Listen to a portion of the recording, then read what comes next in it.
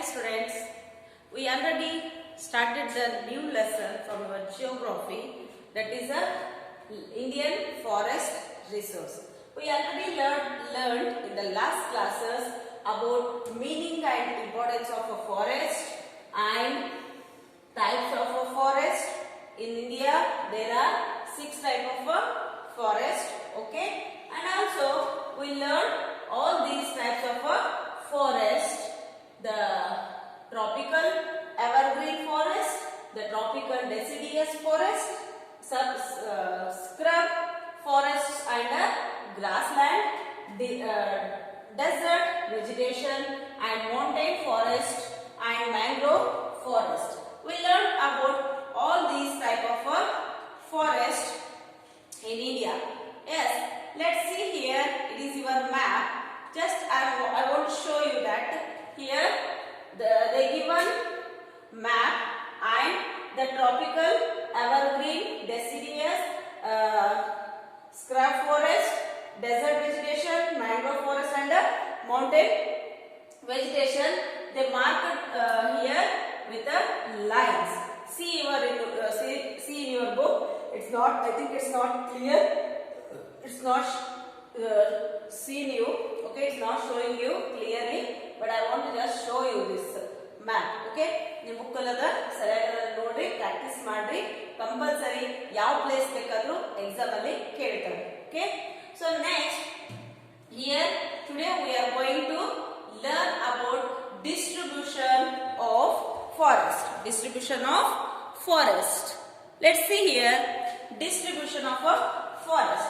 The total forest area of India. Okay, so here the total forest area of India was about 7.74 lakh kilometer squares. Okay, in India there is a area covered with a forest about 7.74 lakh kilometer square, and it accounted for about 23.6% of the total geographical area of the country. Yes, ಪೂರ್ತಿ ದೇಶದಲ್ಲಿ ನೋಡ್ಬೇಕಂತಂದ್ರೆ ಎಷ್ಟು percent ಅಂತ ನೋಡಿದಾಗ ಇದು lac kilometre square ಅಲ್ಲಿ ಹೇಳಿದ್ರೆ ಇದು area, geographical area. ನಮ್ಮ ದೇಶದ ಇಂಡಿಯನ್ ಮ್ಯಾಪ್ ಒಳಗ ಜಿಯೋಗ್ರಫಿಕಲ್ ಏರಿಯಾ ಅಂತ ತಗೊಂಡಾಗ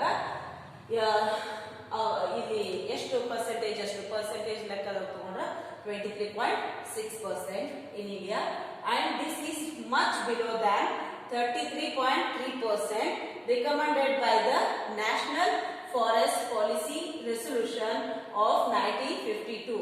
1952 ಒಳಗ ನ್ಯಾಷನಲ್ ಫಾರೆಸ್ಟ್ ಪಾಲಿಸಿ ರೆಸಲ್ಯೂಷನ್ ಏನದ ಅದರ ಪ್ರಕಾರ national forest policy resolution. So ಒಂದು ಅರಣ್ಯಾಭಿವೃದ್ಧಿ ಒಂದು ಇಲಾಖೆ ಇರ್ತದೆ. ಸೊ ಅರಣ್ಯಾಭಿವೃದ್ಧಿ ಇಲಾಖೆ ಪ್ರಕಾರ ಸಂಶೋಧನೆ ಮಾಡಿದಾಗ 33.3% ಆಫ್ ಫಾರೆಸ್ಟ್ ಏರಿಯಾ ಇಲ್ಲಿ ಕನ್ವರ್ಟ್ ಆಗ್ಯದಂತ ಇತ್ತು 1952 ಒಳಗೆ. But now it's only 23.6%. Okay, so here even it is below the world's average about 29.5%. whole world compare ಮಾಡಿ ನೋಡಿದಾಗ 100% ಒಳಗ 29.5% ಅಷ್ಟು ಇಂಡಿಯಾದೊಳಗ ನಾವು ಫಾರೆಸ್ಟ್ ಏರಿಯಾನ ನೋಡ್ತೀವಿ. So forest in India are not evenly distributed. So in India there is a not distributed exactly. So nearly 60% of the forest area of the country is in the Himalayas. 60% ಇದ್ದಷ್ಟು ಅಂದ್ರೆ total ಆಗಿ ನಾವು 100% ಒಳಗೆ ಇಂಡಿಯಾದೊಳಗ ಅಂತಂದಾಗ 23.6 ಅಂತ ಹೇಳಿದ್ವಿ. So but total 100% ಹೆಚ್ಚು ನಾವು ಫಾರೆಸ್ಟ್ ಏರಿಯಾನ ಎಲ್ಲಿ ನೋಡ್ತೀವಿ ಅಂದ್ರೆ ಹಿಮಾಲಯದೊಳಗೆ ಅಬೌಟ್ 60%. ಓಕೆ, 60% ಅಷ್ಟು ಹಿಮಾಲಯ ಎಲ್ಲಿ ನಾವು ನೋಡಬಹುದು ಅಂತಂದ್ರೆ ಇದು 60% of the forest we can see in Himalayas and the peninsular hills. Okay, peninsular hills and 20% is in the northern plains. 20% of the forest area we can see in the northern plains. Okay, see here, this is also last point from your distribution.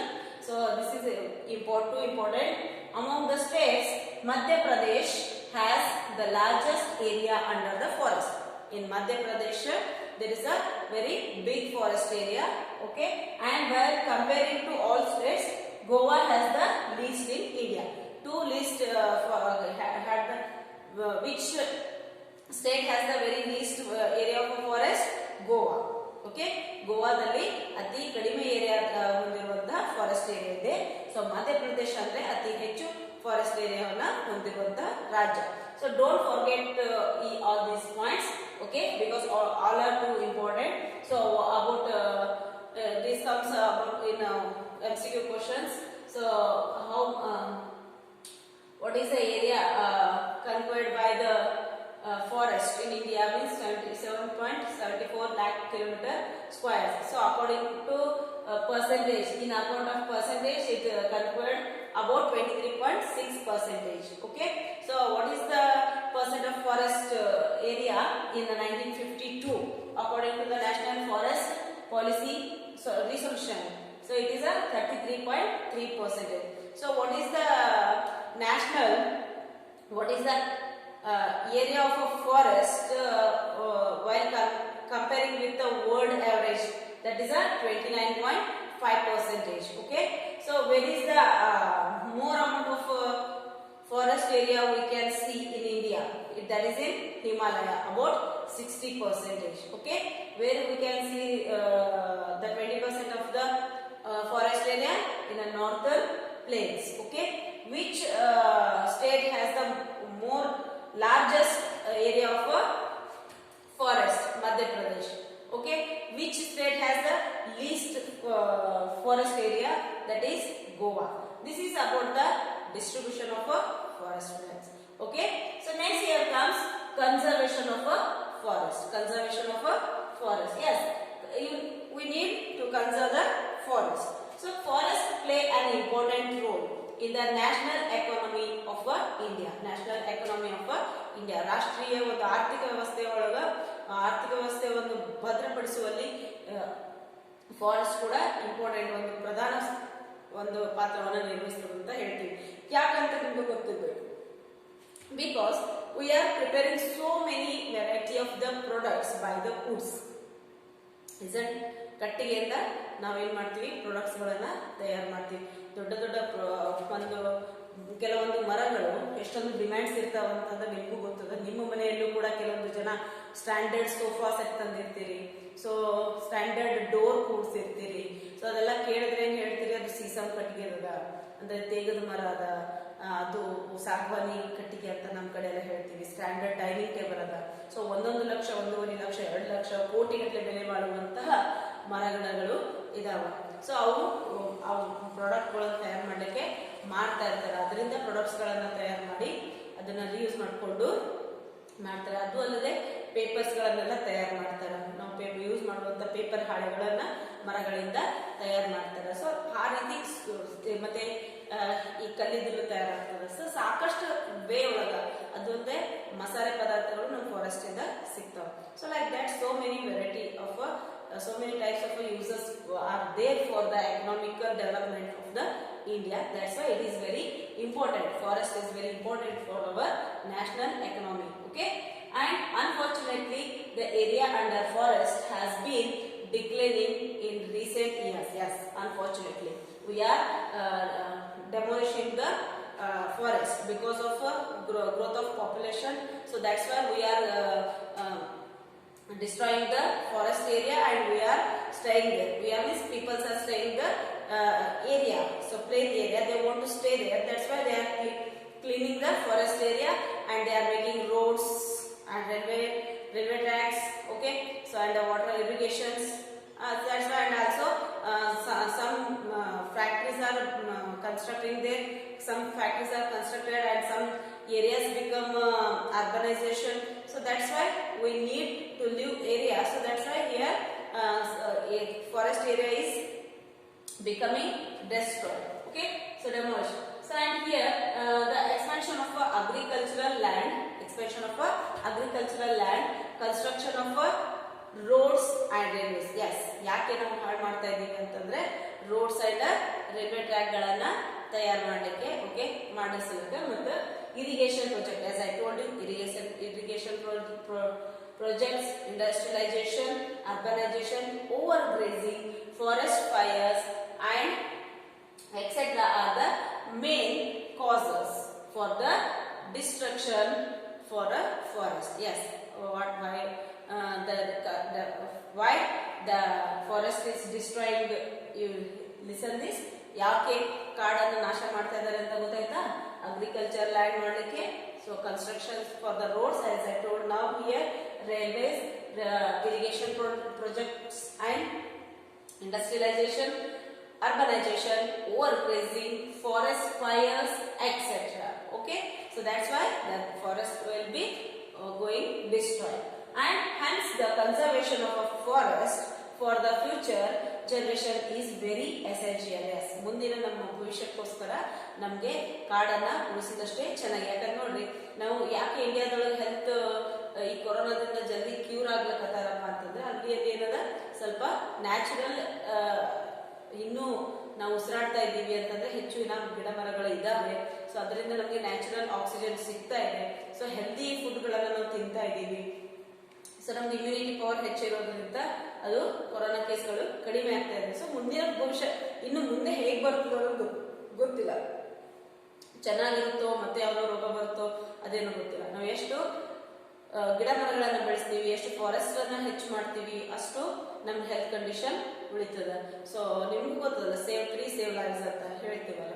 So ಹಾಗೆ ಮರ ಗಿಡಗಳನ್ನ ಉಳಿಸಿದ್ರೆ ನಮ್ಗೇನಾಗ್ತದೆ, ಆರೋಗ್ಯ ಚೆನ್ನಾಗಿರ್ತದೆ. So ಅದಕ್ಕೋಸ್ಕರ for the future we need to conserve the forest. Okay, and the prevention of a destruction, over exploitation of a forest, and its management is called conservation of a forest. Yes, don't forget this. What is the conservation of a forest? It comes compulsory in for 1 marks in exam. What is conservation of a forest? The prevention of a destruction, over exploitation of a forest, and its management is called conservation of a forest. Is it? So this is about the conservation of a forest, students. So here comes the measures for the conservation of a forest in India. So what could we do? What could we do for the to conserve the forest? ನಾವು ಕಾಡನ್ನು ಉಳಿಸಬೇಕಾಗಿತ್ತಂದ್ರೆ, save ಮಾಡಬೇಕಾಗಿತ್ತಂದ್ರೆ ಯಾವ measures ಅನ್ನು ನಾವು ತಗೊಳ್ಬಹುದು? This is very important for the 4 marks. Okay, control of deforestation. Okay, control of deforestation, restriction on grazing, control of forest fires, prevention of encroachment on forests, and control of forest insects and diseases, controlling illegal cutting of trees and scientific cutting of trees, and legislation to check deforestation, encourage afforestation, creating of awareness among the people about the importance of a forest. Yes, these 10 points are the very important to measure to conserve the measures to conserve the forest. Yes, ಇವು ತುಂಬಾ ಉತ್ತಮ important ಆಗಿರುವಂತಹ ಮುಖ್ಯವಾದಂತಹ ಒಂದು ಸಲಹೆಗಳು ಅಥವಾ measures, ಕಾರ್ಯಗಳು ಅಂತ ಹೇಳ್ಬೋದು. ನಾವು ತೆಗೆದುಕೊಳ್ಳಬೇಕಾದಂತಹ ಕ್ರಮಗಳು ಅಂತ ಹೇಳ್ತೀವಿ. ಸೊ ಕಾಡನ್ನು ಉಳಿಸಬೇಕಂದ್ರೆ ಈ ಒಂದು 10 ಮೆಜರ್ಸ್ ಅನ್ನು ನಾವು ಏನ್ ಮಾಡಬೇಕು, ಕ್ರಮಗಳನ್ನ ಕೈಗೊಳ್ಳಲೇಬೇಕು. ಸೊ ಕಂಟ್ರೋಲ್ ಡಿಫಾರೆಸ್ಟೇಷನ್, ಕಾಡು ನಾಶ ಆಗುವುದನ್ನ ತಡೆಗಟ್ಟಬೇಕು. ಸೊ ರಿಸ್ಟ್ರಿಕ್ಷನ್ ಆನ್ ಗ್ರೇಸಿಂಗ್, ಮೇಯಿಸುವಿಕೆಯನ್ನ ಸ್ಟಾಪ್ ಮಾಡಬೇಕು, ರಿಸ್ಟ್ರಿಕ್ಟ್ ಮಾಡಬೇಕು. ಹುಲ್ಲು ಮೇಯಿಸುವಿಕೆ ಬಿಡ್ತೀವಲ್ಲ ಜಾಸ್ತಿ, ಅದನ್ನ ಲೆಕ್ಕವಿಲ್ಲದಂಗೆ ಬಿಡಿಸ್ತೀವಿ, ಅದು ಎಲ್ಲ ಹಾಳು ಮಾಡಿರ್ತವೆ ಪ್ರಾಣಿಗಳು, ಅದನ್ನ ನಾವು ಕಂಟ್ರೋಲ್ ಮಾಡಬೇಕು. So control of a forest fire, ಕಾಡಿಗೆ ಕಾಳಗಿಂಚು ಹತ್ಕೋತಿರ್ತದೆ, ಬೆಂಕಿ ಹತ್ಕೋತಿರ್ತದೆ, ಅವಾಗ ಸ್ವಲ್ಪ ನಿಗಾ ವಹಿಸಿ ಅದನ್ನ ಕಾಪಾಡಬೇಕು. ಈಗ ನೋಡಿ, ಎಷ್ಟೋ ಜನ ಫಾರೆಸ್ಟ್ ಆಫೀಸರ್ ಆಗಿರ್ತಾರೆ, ಫಾರೆಸ್ಟ್ ಪೊಲೀಸ್ ಇರ್ತಾರೆ. ಸೊ ಅವ್ರು ಯಾಕೆ ಮಾಡಿರ್ತಾರೆ ಅಂತಂದ್ರೆ ಫಾರೆಸ್ಟ್ ಗಳನ್ನ ಸೇವ್ ಮಾಡೋಕ್ಕೋಸ್ಕರ ಫಾರೆಸ್ಟ್ ಆಫೀಸರ್ ಅಂತ ತಗೋತಿರ್ತಾರೆ. ಅವರು ಗಿಡ ಮರಗಳನ್ನ ಸಂರಕ್ಷಣೆ ಮಾಡಬೇಕು, ಗಿಡ ಮರ ಬೆಳೆಸಬೇಕು, ಅದೇ ಕೆಲಸ ಇರ್ತದೆ ಅವರಿಗೆ. So this is also one of the important major. And prevention of encroachment of on forest. So forest ಮೇಲೆ ಹಾಳು ಮಾಡ್ಲಿಕ್ಕೆ ಎಷ್ಟೋ ಜನ ಕಳ್ಳ ಸಾಗಾಣಿಕೆ ಮಾಡ್ಲಿಕ್ಕೆ ಬರ್ತಿರ್ತಾರೆ, ಮರ ಗಿಡಗಳನ್ನ ಕಡಿಲಿಕ್ಕೆ ಬರ್ತಿರ್ತಾರೆ. ಸೊ ಇಂಥ ಮಾಡಕ್ಕಂತ ಪ್ರಿವೆನ್ಷನ್ ನಾವೇನ್ ಮಾಡ್ಬೋದು, ಕ್ರಮಗಳನ್ನ ಕೈಗೊಳ್ಬೇಕು, ತಡೆಗಟ್ಟಲಿಕ್ಕೆ ಕ್ರಮ ಕೈಗೊಳ್ಬೇಕು. Control of forest, insects and diseases. Insect and diseases. ಆ ಮರ ಗಿಡಗಳಿಗೆ ಕೀಟಗಳು ಹತ್ತಿರ್ತವೆ, ಒಂದಕ್ಕೆ ರೋಗಗಳು ಹತ್ಕೋತಿರ್ತವೆ. ಅವುಗಳನ್ನ ಲಕ್ಷ್ಯ ಕೊಟ್ಟು ಅದಕ್ಕೂ ಸ್ವಲ್ಪ ಕೇರ್ ಮಾಡಿ ಆ ಮರ ಗಿಡಗಳಿಗೆ ರೋಗಗಳು ತಗಲ್ದಂಗೆ ನಾವು ಕ್ರಮಗಳನ್ನ ಕೈಗೊಳ್ಬೇಕು, ಹುಳ ಹತ್ತಲಾರ್ದಂಗೆ. So controlling the illegal cutting of trees. So ಕಳ್ಳಿ ಸಾಗಾಣಿಕೆ ಮಾಡ್ತಿರ್ತಾರೆ, ಗಂಧದ ಮರ, ತೇಗದ ಮರ ಇವೆಲ್ಲ ಮಾರಲಿಕ್ಕೆ ಒಯ್ತಿರ್ತಾರೆ. ಅಂತ ಕಳ್ಳಿ ಸಾಗಾಣಿಕೆ ಮಾಡೋದನ್ನ ನಾವು ತಡೆಗಟ್ಟಬೇಕು. So scientific cutting of a tree. So scientifically ಮಷಿನ್ಗಳನ್ನ ತಗೊಂಡು ಬಂದು ಕಟ್ ಮಾಡೋದ್ರಿಂದ ಅವು ಮತ್ತೆ ಬೆಳಿಲಿಕ್ಕೆ ಸಾಧ್ಯ ಇಲ್ಲ. ಮಷಿನ್ ಹಚ್ಚಿದ್ರೆ ಆ ಗಿಡ ಈಗ ಕೊಡ್ಲಿಂದ ಕಡಿದ್ರೆ ಮತ್ತೆ ಚಿಗಿತದೆ. ಓಕೆ, ಸೊ ಅದು ಬೇರೆ ರೀತಿ ಮಷಿನ್ಸ್ ಗಳನ್ನ ಹಚ್ಚಿ ಅದನ್ನ ಪೂರ್ತಿ ಡೆಮಾಲಿಷ್ ಮಾಡೋದ್ರಿಂದ ಬುಡ ಸಮೇತ ಕಿತ್ತು ಹಾಕಿಬಿಡ್ತಾರೆ. ಅದು ಮತ್ತೆ ಅಲ್ಲಿ ಮರ ಚಿಗಿಲಿಕ್ಕೆ ಸಾಧ್ಯ ಇಲ್ಲ. ಸೊ ಸೈಂಟಿಫಿಕ್ ಕಟಿಂಗ್ ಏನದಲ್ಲ ಅದನ್ನ ಆಡಬಹುದು. Legislation to check deforestation. So ಯಾರಾದ್ರೂ ಕಾನೂನು ಪ್ರಕಾರವಾಗಿ, ಯಾರು ಕಾನೂನು ಬಾಹಿರವಾಗಿ ಯಾರಾದ್ರೂ ಕಾಡುಗಳನ್ನ ಹಾಳು ಮಾಡ್ತಾ ಇದ್ರೆ ನಾವು ನ್ಯಾಯಾಂಗವಾಗಿ ಅಂದ್ರೆ ಅದನ್ನ ಸರಿಯಾದ ರೀತಿ ಒಳಗೆ ನಾವೇನ್ ಮಾಡಬೇಕು, ಒಂದು ನಿಯಮದ ಪ್ರಕಾರ ಎಷ್ಟು ಬೇಕೋ ಅಷ್ಟೇ ಕಾಡನ್ನ ನಾವು ತೆಗೆದು ಯೂಸ್ ಮಾಡ್ಕೋಬೇಕು. ಅನಾವಶ್ಯಕವಾಗಿ ಹಾಳು ಮಾಡೋದನ್ನ ತಡೆಗಟ್ಟಬೇಕು. ಸೊ ಎನ್ಕರೇಜ್ ಫಾರೆಸ್ಟೇಷನ್, ಕಾಡು ಬೆಳೆಸಲಿಕ್ಕೆ ಎನ್ಕರೇಜ್ ಮಾಡಬೇಕು. ಸೊ ನಿಮಗೂ ಗೊತ್ತದ, ಅವಾಗವಾಗ ಏರಿಯಾದೊಳಗೆ ಹಳ್ಳಿ ಒಳಗೆಲ್ಲ ಹೋಗಿ ನೀವು ಪ್ರಚಾರ ಮಾಡಿ ಬಂದಿರಿ, ಮನೆಗೊಂದು ಮಗು, ಮನೆಗೆ ಮಗುವಿಗೊಂದು ಮರ ಅಂತ ಹೇಳಿ ಬಂದಿರಿ. ಕಾಡು ಉಳಿಸಿ ನಾಡು ಬೆಳೆಸಿ ಅಂತ ಘೋಷಣೆಗಳನ್ನೆಲ್ಲ ಹಾಕ್ತಾ ನೀವು ಕೂಡ ಹಳ್ಳಿಗಳಲ್ಲಿ ಹೋಗಿ ಪ್ರಚಾರ ಮಾಡಿದ್ರಿ. ಮಕ್ಕಳಿಂದನೇ ಮನೆಗಳಿಗೆ ತಲುಪಲಿ ಅಂತ ಹೇಳಿ ನಿಮಗೆ ಕರ್ಕೊಂಡು ಹೋಗಿವಿ. ನೀವು ಸ್ವತಃ ಎಕ್ಸ್ಪೀರಿಯನ್ಸ್ ಅದ. ಸೊ ಮರಗಳನ್ನ ನಿಮ್ಮ ಮನೆಗಳಲ್ಲೂ ಕೂಡ ಬೆಳೆಸ್ರಿ, ಉಳಿಸ್ರಿ ಅಂತ ಹೇಳಿದ್ರಿ. ನೀವು ಕೂಡ ಶಾಲೆಗೆ ಮರಗಳನ್ನ ಕೊಟ್ಟು, ಮರಗಳನ್ನ ಗಿಫ್ಟ್ ಉಡುಗೊರೆಯಾಗಿ ಕೊಟ್ಟು ನೀವು ಸಹಕಾರ ಮಾಡಿರಿ ಲಾಸ್ಟ್ ಇಯರ್. ಸೊ ಹೋದ ವರ್ಷ ಚೆನ್ನಾಗಿ ಹೊಸ ವರ್ಷ ಆಚರಿಸಿದ್ವಿ, ಮತ್ತೆ ಹೊಸ ವರ್ಷ ಬರ್ಲಿಕ್ಕತ್ತು 2021. ಸೊ ನಾನು ನಿಮ್ಮನ್ನ ತುಂಬಾ ಮಿಸ್ ಮಾಡ್ಕೊಳ್ತಾ ಇದ್ದೀನಿ. ಲೆಟ್ಸ್ ಸಿ ಯಾವಾಗ ಶಾಲೆ ಪ್ರಾರಂಭ ಆಗ್ತದ. ಸೊ ಮನೆಯಲ್ಲಿ ಆದ್ರೂ ಮರಗಳ ಸಂರಕ್ಷಣೆ ಮಾಡಿ. ಹೇಗಿದ್ರು ಈಗ ಎಲ್ಲರೂ ಮನೆಯಲ್ಲಿ ಇದ್ದೀರಿ, ನಿಮ್ಮ ತೋಟಗಳಲ್ಲಿ ಮರಗಳನ್ನ ಬೆಳೆಸ್ರಿ, ಮನೆ ಹತ್ರ ಮರಗಳನ್ನ ಬೆಳೆಸ್ರಿ, ಅವು ಕೇರ್ ಮಾಡ್ರಿ. ಓಕೆ, ಅದರಿಂದ ನಿಮ್ಮ ಆರೋಗ್ಯ ಕೂಡ ತುಂಬಾ ಚೆನ್ನಾಗಿರುತ್ತೆ. So creating of awareness among the people about the importance of a forest. This is also one of the most important thing, measure antane helbodu. So creating awareness among the peoples. You done this. Okay, creating awareness ಅನ್ನ ಅಂದ್ರೆ ಅವರಲ್ಲಿ ಜಾಗೃತಿಯನ್ನು ಮೂಡಿಸುವಂತ ಕಾರ್ಯಕ್ರಮ ನೀವು ಮಾಡಿರಿ. ಏರಿಯಾದೊಳಗೆ ಊರೊಳಗೆ ಹೋಗಿ ವಿಚಾರ ಮಾಡಿ ಜನರಿಗೆ ಹೇಳಿ ಬಂದಿರಿ, ಮರ ಹಚ್ಚಿರಿ, ಮರಗಳನ್ನ ಬೆಳೆಸ್ರಿ ಅಂತ ಹೇಳ್ತಾ ಬಂದಿದ್ರಿ ನೀವು. ಸೊ ಇವೆಲ್ಲ these are the measures of the for the conservation of forest. Yes, today in this class we learned about the distribution of a forest, conservation of a forest and measures for the conservation of a forest.